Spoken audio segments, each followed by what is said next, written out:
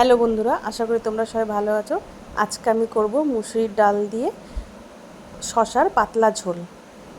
প্রথমে একটা কড়াই গরম করে তাতে আমি সর্ষের তেল দিয়ে জিরে, শুকনো লঙ্কা, তেজপাতা, কাঁচা লঙ্কা দিয়ে একটু জিরে বাটা দিয়ে শশাগুলোকে এরকমভাবে ছোটো ছোটো করে কেটে ভালো করে কষিয়ে নেব। নুন হলুদ দিয়ে ভালো করে কষিয়ে নেব।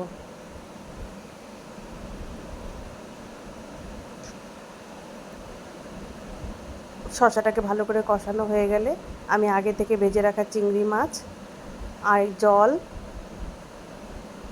আর একটু নুন দিয়ে খানিকক্ষণের জন্য শশাটাকে সিদ্ধ করার জন্য ঢেকে রাখবো।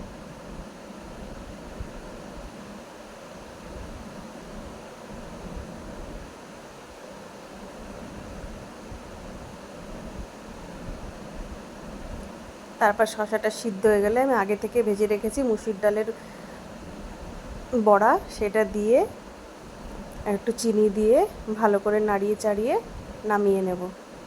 আমার এই শশার আর মুসুর ডালের পাতলা ঝোল যদি আপনাদের ভালো লাগে, লাইক কমেন্ট শেয়ার করবেন। আপনারা সবাই ভালো থাকবেন, সুস্থ থাকবেন।